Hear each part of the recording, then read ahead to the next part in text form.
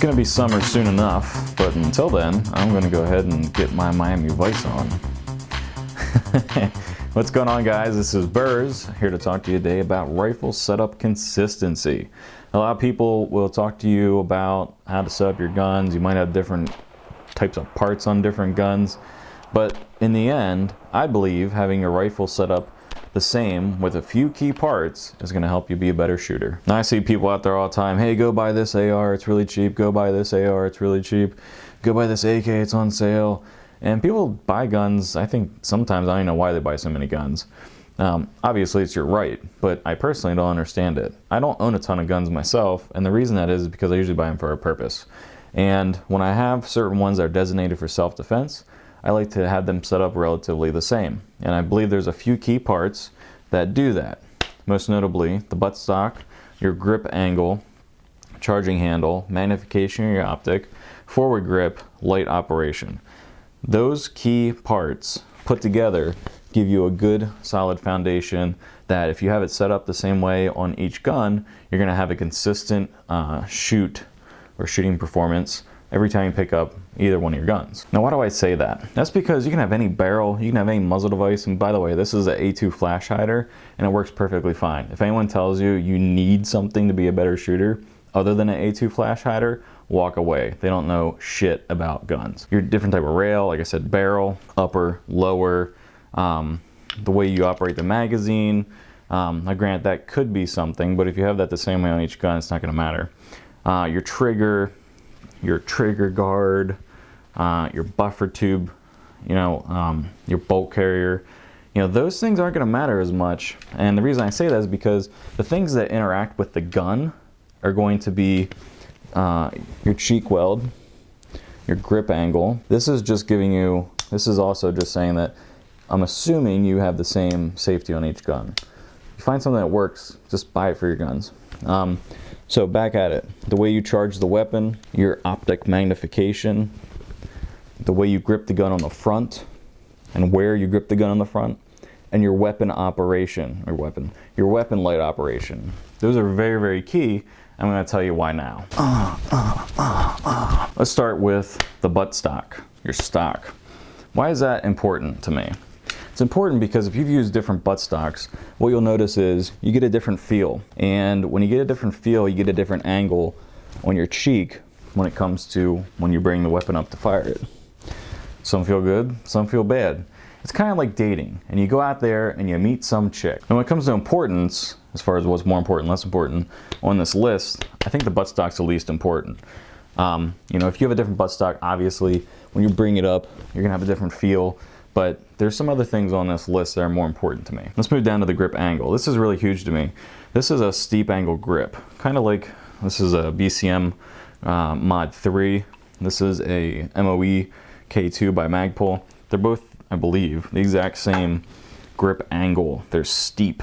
I like a steep angle. You can see it here. And if you got something that's not a steep angle, your hand's gonna be kind of like this.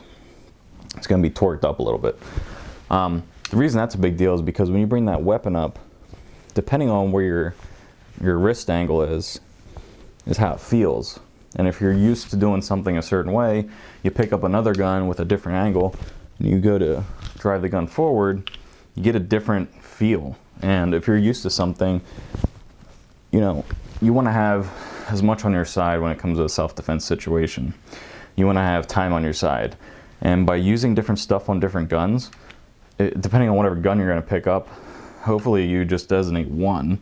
But if you don't, which is what I've seen with people, you want to be able to pick that gun up and go take care of the situation. So I personally like the BCM Mod 3. B5 makes the exact same angle. The Magpul MOE K2 makes the same angle. So depending on which one feels better in your hand, I don't think that's a big deal, but the angle is a big deal. So if you find an angle that is, beneficial to you, you shoot better with, you feel better with, you just perform better with it, I say switch out all your guns to the same grip angle. So let's talk about charging handle. Charging handle is a big deal to me. If you don't have an ambi one on there, your gun's pretty much useless. I shouldn't say that. I believe every AR-15 should have an ambidextrous charging handle. There's a lot of different situations, shit happens, and having an ambi charging handle is a positive thing. It doesn't cost too much more money, and it's a lifesaver if you're in a life and death situation. There's some out there that make really good ones, there's some out there that make really shitty ones. This doesn't have an ambi charging handle on it because that's what I had at the time, but what I have done is I went ahead and got the Radiant Weapons Raptor charging handle. This is the best charging handle on the block, just period. Now if you like BCM and their ambi charging handle, go ahead and get that. This is a Badger Ordnance, and the reason I'm saying that is basically because of this Badger Ordnance. This is an ambi charging handle. I tried to use it. I'm not going to charge or anything because there's no bolt carrier in this one at the moment. But you know, I tried to use it. It didn't work very well for me. I kind of fell out of love with it. I went back to a Radiant Weapons Raptor charging handle, worked perfectly fine. I used some other ones on the market, and you know, they just don't have the same feel as a Radiant Weapons Raptor charging handle. The Raptor charging handle feels smooth left and right. The thing with the BCM that I'm not a huge fan of on their ambi is the latches are so wide. It's just really, really, you know, big and wide. It's like that Christian song, deep and wide. The Radiant Weapons is nice and it's ergonomic. And if you were to catch it on anything, it slides off because of the way the design is. It's skeletonized. It's just a great charging handle. You've seen it in tons of videos. I like the single operating. If you're just going to go with the single, I do like BCM. Their stuff works good. So if you like that ambi that they make, go ahead and use that. Those are the two I would use on the market right now. I wouldn't use anyone else's because I haven't really found them to be as good in operation as the BCM or the Radiant Weapons. Let's talk about magnification of your optic. This will be pretty quick. Keep them all at 1. Now if you have a red dot, it's always going to be at 1. But I have a Burris 1.5 that I do swap in and out. Say you have one also, and you go to a match, you go to the range, you do some drills, go to a home defense course, and usually the last thing you're doing for the day is longer range, or your last shots are longer range.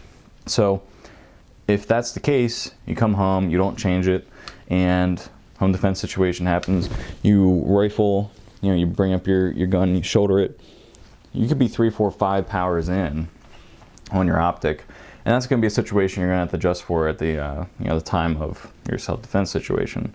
So it's real easy. Always remember, when you leave the range, swap them back to 1 power. I'm not too worried about the height because most optic mounts are around the same height.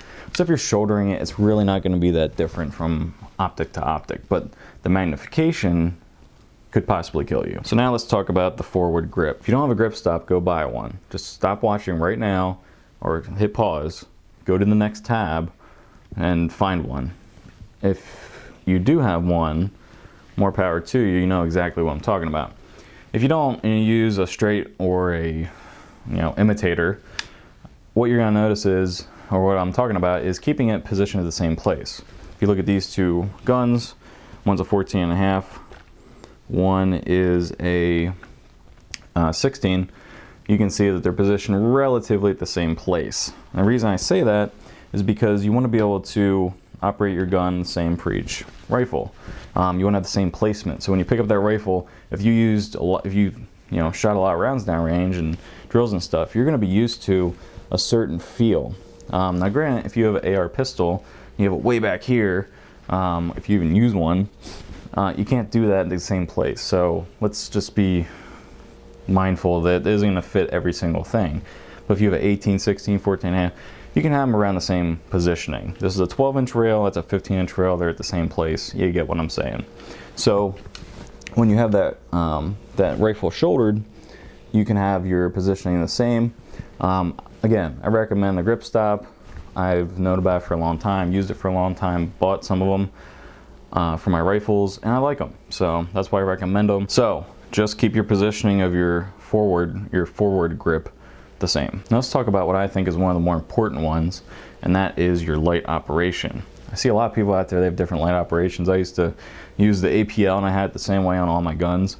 But just for an example, if you have an APL on one, and say you have it on the top here and you operate it with your thumb right here, and you have a Streamlight on another one with the tape switch like this, you're gonna have a huge problem trying to go from gun to gun and operate the light successfully. Go through a shoot house, go through some drills, some night drills, grab one rifle that's your rifle, set up with a Streamlight or a Surefire or whatever with the tape switch, and then get one with a different operation like an APL. Go through your drills, you're going to be doing your APL, then you're going to go through your drills, you're going to use your tape switch, you're going to screw up one of them, I guarantee it.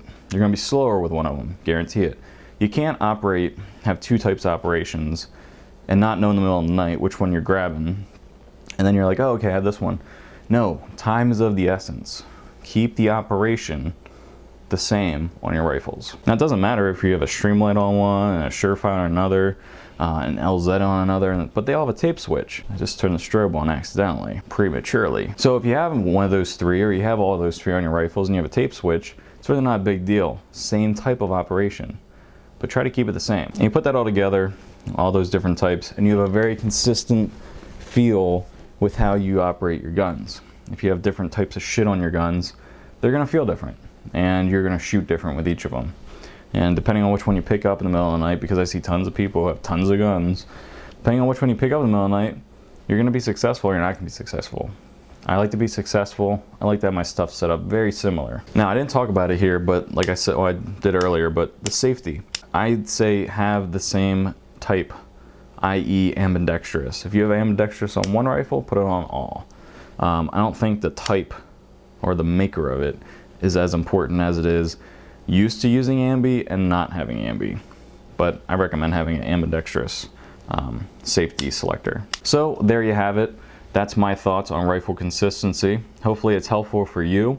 I know it's been successful for me. I can pick up one of my two guns I have designated for home defense, and I can be successful because they're set up the exact same way with each of these types of parts. So if you guys believe there's a different parts that are key to being consistent, go ahead and put that in the comments down below. Talk about the parts you found that are better than others down below. If there's some parts on here that you believe that are inferior to some that you have, go ahead and put that down below, and we can discuss about all the different types of shit that's out there. And better yet, make a video about it. Until next time, later.